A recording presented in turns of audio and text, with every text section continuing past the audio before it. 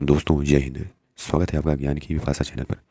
अगर आपने अभी तक चैनल को सब्सक्राइब नहीं किया तो चैनल को कर ले सब्सक्राइब और बेल आइकन को प्रेस कर ले ताकि चैनल से संबंधित सभी प्रकार के अपडेट्स आपको मिलती रहे। दोस्तों आज के इस वीडियो में हम बात करेंगे कृत्रिम वर्षा यानी क्लाउड सीडिंग या आर्टिफिशियल रेन के बारे में। तो आइए वीडियो को शुरू करते हैं। दोस्तों कई बार हम सुनते हैं कृत्रिम वर्षा के बारे में यानी क्लाउड सीडिंग के बारे में।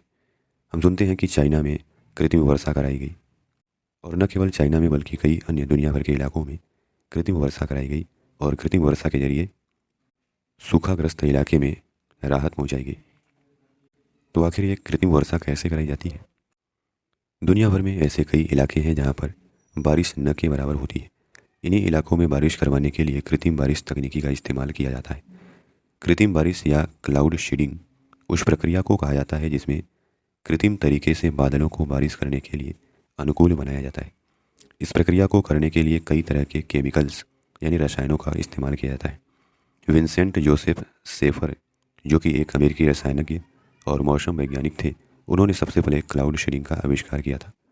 उन्होंने 13 नवंबर 1946 में इसका आविष्कार किया था। वहीं 1947 और 1960 के बीच ऑस्ट्रेलिया के राष्ट्रमंडल वैज्ञानिक और औद्योगिक अनुसंधान संगठन ने सबसे पहले क्लाउड सीडिंग का परीक्षण किया था। कृत्रिम बारिश के बारे में आइए हम आगे और जानते हैं। समुंदर और नदियों का पानी सूरज की गर्मी से भाप या गर्म हवा बनकर ऊपर उड़ जाता है और बादल बन जाता है। ये बादल जब ठंडे जलवायु से जाकर मिल जाते हैं तो इनके अंदर जमा पानी भारी हो जाने से नीचे गिरने लगता है, जिसको हम बारिश कहते हैं। यानी जब गर्म नम हवा ठंडे और उच्च दबाव वाले जलवायु से मिलती है तब बारिश होती है। इसे समझने का एक तरीका यह भी है कि आमतौर पर प्राकृतिक रूप से वर्षा तब होती है जब सूरज की गर्मी बहुत ज़्यादा हो जाती है और हवा भी गर्म होने लगती है और धीरे धीरे हल्की हो जाती है। हवा हल्की होने के बाद ऊपर उठती है और हवा का दबाव कम हो जाता है, जिसकी वजह से आसमान की एक ऊंचाई पर पहुंचने के बाद वह धीरे धीरे ठंडी होने लगती है और ठंडी हवाओं के झोंकों से हवा में नमी बढ़ जाती है और उसमें मौजूद नमी बारिश की बूंद बनकर हवा में लटकने लगती है, जो बारिश के रूप में नीचे गिरना शुरू हो जाती है, जिसे हम सामान्य तौर पर वर्षा कहते हैं। कुछ इसी प्रक्रिया को मानव निर्मित परिस्थितियों के द्वारा जब कराया जाता है तो उसे ही क्लाउड सीडिंग या कृत्रिम वर्षा कहते हैं। कृत्रिम बारिश कराने के लिए कई तरह के रसायनों का उपयोग करते हैं। यह 3 चरणों में होती है। पहले 2 चरणों के सफलतापूर्वक होने से बादल बारिश करने के लिए योग्य बन जाते हैं, जबकि आखिरी प्रक्रिया में बादलों पर सिल्वर आयोडाइड की मदद से बारिश की जाती है, जिसे निम्न तरीके से हम समझ सकते हैं। पहले चरण को पूरा करने के लिए कई रसायनों की मदद ली जाती है। इस चरण में जिस इलाके में बारिश करवानी होती है उस इलाके के ऊपर चलने वाली हवा को ऊपर की ओर भेजा जाता है। ऐसा इसलिए किया जाता है ताकि बादल बारिश करने के योग्य बन सके। इन रसायनों के द्वारा हवा से जलवाष्प को सोख लेने के बाद संघनन की प्रक्रिया शुरू हो जाती है। इस प्रक्रिया के दौरान इस्तेमाल किए जाने वाले रसायन कैल्शियम क्लोराइड, नमक, calcium carbide, urea, calcium oxide, ammonium nitrate. दूसरा चरण को बिल्डिंग स्टेज भी कहा जाता है।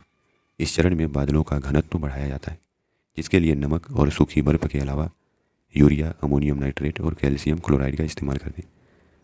तीसरा चरण सुपर कूल वाले रसायनों यानी कि सिल्वर आयोडाइड और शुष्क बर्फ का छिड़काव विमानों के जरिए, हेलीकॉप्टरों के जरिए, गुब्बारों, मिसाइलों के जरिए बादलों पर किया जाता है,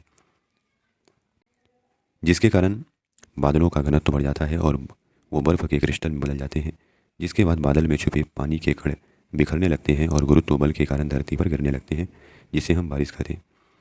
दोस्तों चाइना, अमेरिका, ऑस्ट्रेलिया, रूस, इजराइल, यूएई जैसे कई देश कृत्रिम बारिश को अपना लिए हैं और ये देश अन्य देशों को भी कृत्रिम बारिश करने में तकनीकी सहयोग दे रहे हैं। वहीं अगर चाइना की बात करें तो चाइना में इस तकनीकी का बड़े स्तर पर इस्तेमाल होता है। कृत्रिम बारिश के जरिए चीन की राजधानी बीजिंग सहित कई सूखाग्रस्त इलाकों में बारिश की मात्रा बढ़ाई गई है। इतना ही नहीं, जब 2008 में चाइना में ओलंपिक खेल का आयोजन हुआ था तो ओलंपिक खेलों के ठीक पहले बीजिंग में कृत्रिम बारिश का इस्तेमाल किया गया था। बीजिंग ओलंपिक के उद्घाटन समारोह के दौरान बारिश होने की संभावना को देखते हुए कई सारी मिसाइलों के जरिए आयोजन स्थल से दूर ही सिल्वर आयोडाइड क्रिस्टल का छिड़काव बादलों पर किया गया था, जिसकी वजह से बारिश आयोजन स्थल से ठीक पहले ही यानी आयोजन स्थल तक पहुंचने से पहले नज़दीकी इलाकों में ही हो गई और चीन ने ओलंपिक उद्घाटन का कार्यक्रम सफलतापूर्वक किया। दोस्तों अगर किसी क्षेत्र पर बारिश करवानी हो तो वहाँ पर पहले से बारिश वाले बादल मौजूद हों तो ऐसी स्थिति में पहले के 2 चरण नहीं किया जाता है और सीधे तीसरे चरण की शुरुआत की जाती है। वर्षा वाले बादलों का पता डॉपलर रडार की सहायता से लगाया जाता है। फिर विमान को क्लाउड शेडिंग के लिए इन बादलों के पास भेजा जाता है और विमान में सिल्वर आयोडाइड के 2 जनरेटर लगे होते हैं। जनरेटरों में सिल्वर आयोडाइड का घोल हाई प्रेशर में भरा जाता है और बारिश करवाने वाले इलाकों में विमान को हवा की उल्टी दिशा में उड़ाया जाता है।